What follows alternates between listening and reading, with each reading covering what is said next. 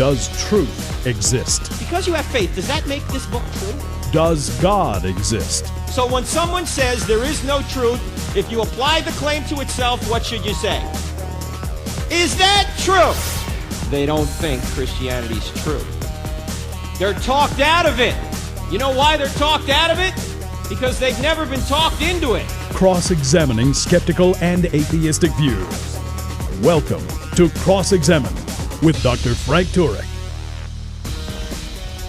Recently, friends, I was looking at a debate that William Lane Craig had with Christopher Hitchens, and I decided to look into the comments on YouTube regarding this debate.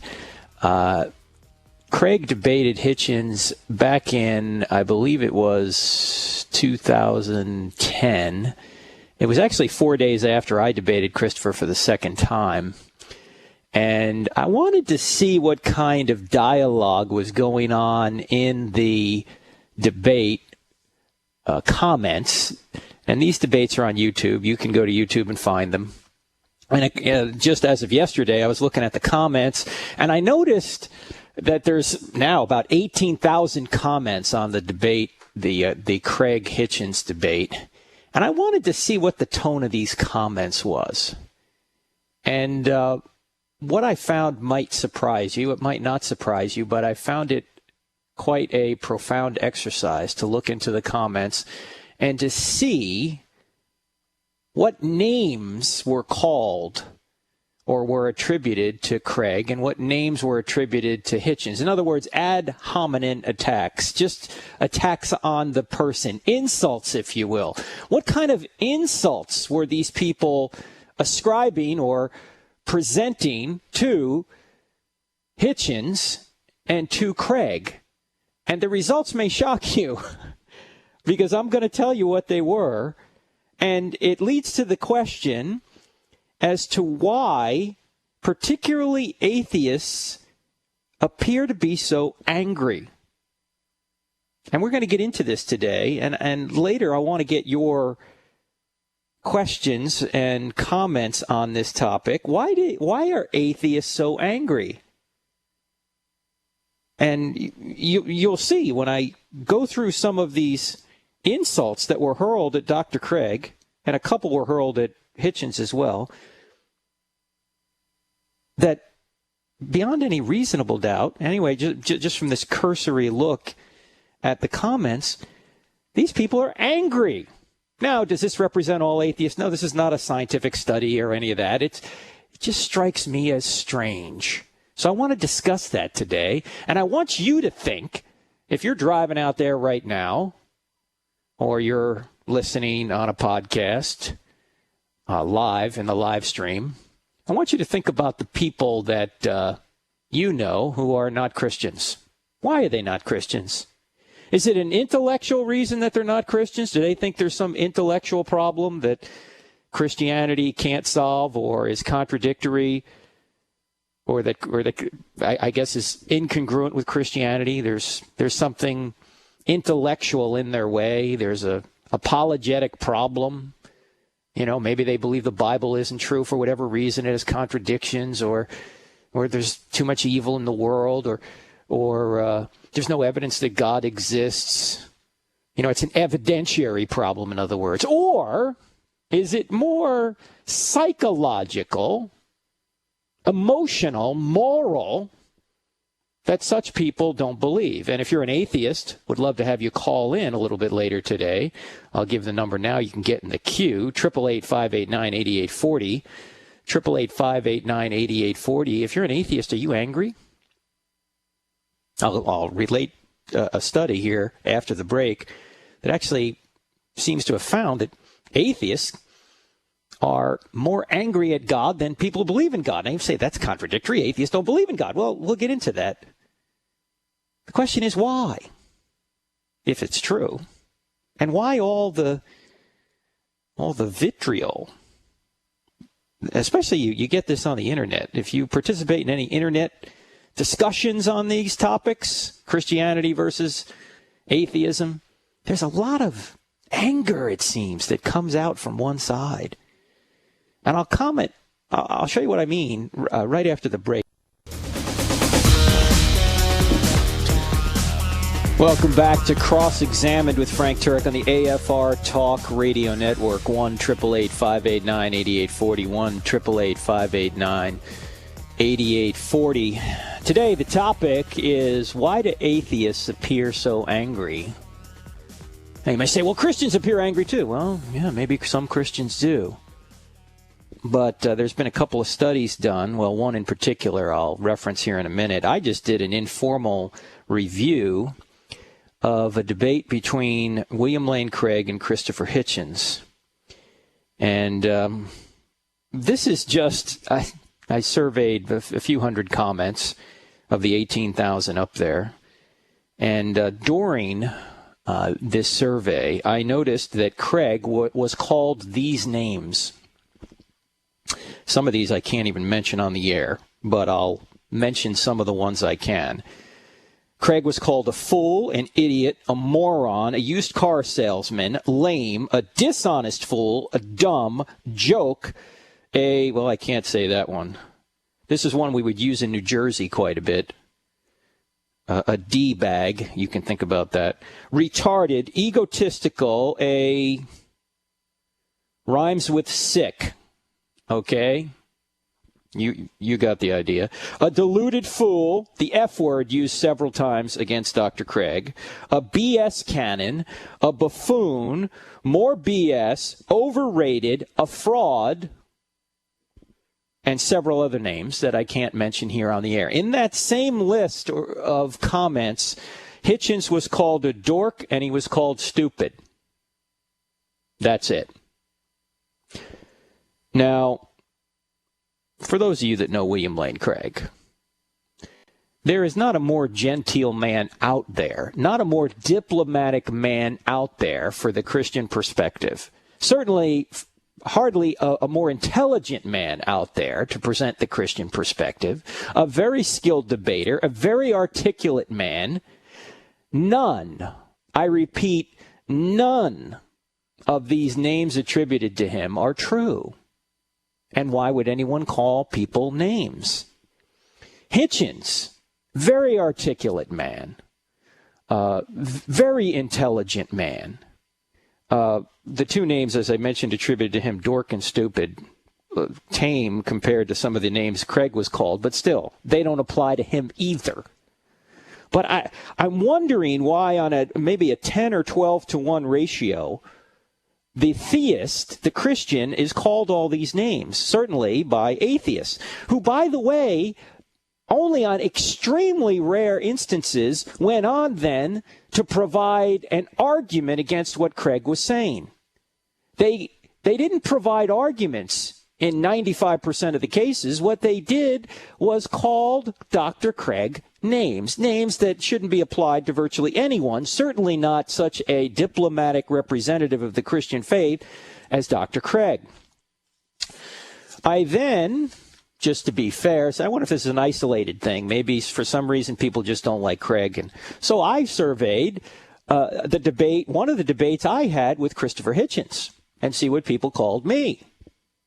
Here's what I've been called: a doofus, an idiot, a charlatan, a moron, a dumb blank, a crybaby, a tool, a psycho. Well, that might be true because I'm originally from New Jersey. Anyway, a D-bag, a fraud, retarded, stupid, a Jack, you get it, a joke, a fool, a sham, annoying, and several other names that I can't mention on the air. In the same debate, the same survey of comments, Hitchens called a hypocritical swine, cold, and arrogant.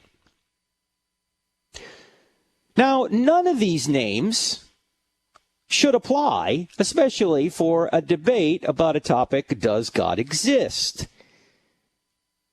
Now, Dr. Craig is far more diplomatic than I am. So I can see why people may be more annoyed with me and call me names than Dr. Craig. But still, very infrequently were any of the names attributed to me, like Dr. Craig, very infrequently was a comment then given or a counterclaim then given or a counter-argument given for the atheist position. What's given is simply name-calling, and my question is, why? Is there more to this than meets the eye? And for those of you that are out there on the internet, you seem to see this when you go on the internet and have a dialogue. Why does it so quickly resort to name-calling, particularly from the atheistic side? Now, I'm not denying that there may be Christians that do this. We have a couple of names called of the atheist by apparently Christians or theists.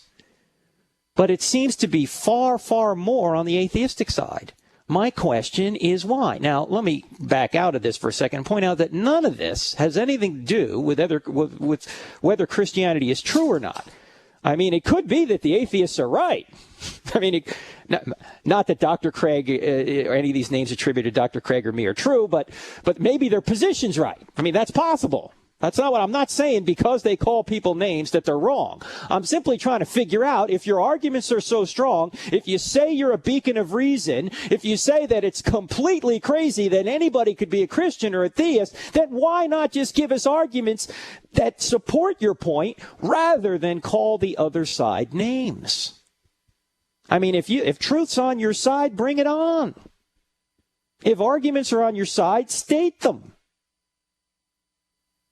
But don't call people names. I think Ravi Zacharias said this. He said, when you throw mud at the other person, not only do you get your hands dirty, but you lose a lot of ground. And that seems to be the case here. I think that most people in the middle of this thing are going, well, that's not an argument, that's a name. And it could be, and for those of you holding on, I am going to get to your calls. Just please hang on, if you will. Our phone number is 888-589-8840. And Julie, you'll be up first. I'm sorry, not Julie. Holly will be up first. Holly, you'll be up first, so hang on. I'm just trying to set the table here, and then we'll get to your calls. 1-888-589-8840. You know, Pascal said something that we have in the book, I Don't Have Enough Faith to Be an Atheist.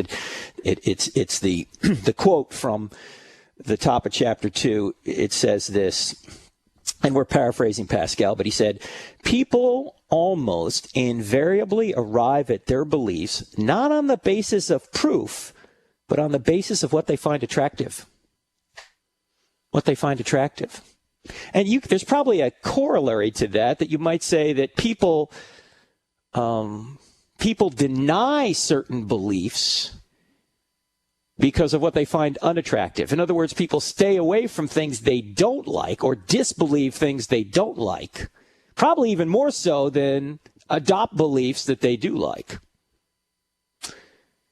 Could much of the belief system that people have be more psychological than intellectual? I think that probably is true, and that sword could cut both ways. It could cut on the Christian, too. A lot of Christians might believe that Christianity is true just because psychologically they want to believe it. That doesn't make it true or false. It just points out that those are the reasons they have for their belief. But I find that the anger and the vitriol on the side of the atheist in certainly on the internet, the modern dialogue that goes on the internet, I just find it interesting as to why so much more anger comes from the atheistic side on this. And there was a recent article, it's about 6 months old now. We have it on our blog. It is called Why Are Atheists So Angry? It comes from January of this year. And it comes from a First Things column when, excuse me, I have a frog in my throat. Let me get a sip of water here and we'll continue. What this column points out, and again, it's a blog on our website, crossexamined.org. That's crossexamined with a D on the end of it.org. It points out that a study was done recently by a Case Western Reserve University professor that found out that atheists are more likely to be angry at God, not at believers of God, so to speak, but angry at God. And the researcher found out that there was a link between suffering and anger at God. I'll just read this short section. She said, studies in traumatic events suggest a possible link between suffering, anger toward God, and doubts about God's existence. According to Cook and Wimberly from 1983, 33% of parents who suffered the death of her child reported doubts about God in the first year of bereavement. In another study, 90% of mothers who had given birth to a profoundly retarded child voiced doubts about the existence of God. That's from another study in 1985. Our survey research with undergraduates has focused directly on the association between anger at God and reported drops in belief. In the wake of a negative event, life event, anger toward God predicted decreased belief in God's existence. And the author of this particular article goes on to say that the most striking finding was that when Exline, that's the professor at Case Western University, looked only at subjects who reported a drop in religious belief, their faith was least likely to recover if anger toward God was the cause of their loss of belief. In other words, anger toward God may not only lead people to atheism, but give them reason to cling to their disbelief.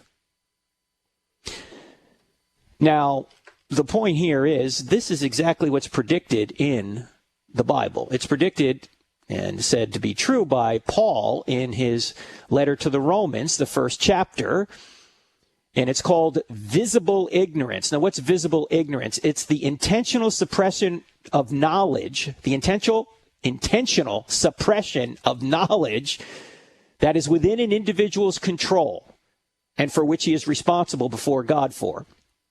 Paul says this, for God's invisible attributes, namely his eternal power and divine nature, have been clearly seen ever since the creation of the world in the things that have been made, so that they are without excuse. That people suppress the truth in unrighteousness. They know that God exists, but they suppress it. And if you read further into Romans chapter 1, you realize that this suppression ultimately leads to people into depravity, to the point that not only are they doing evil things, they're encouraging other people to do these evil things. And maybe from this vitriol, this anger comes. I'd like to get your perspective on it right after the break. We're going to get right to your calls after the break. 888-589-8840. I'm Frank Turek. You're listening to Cross Examined with Frank Turek on the AFR Talk Radio Network, and I need a break. See you in 2 minutes.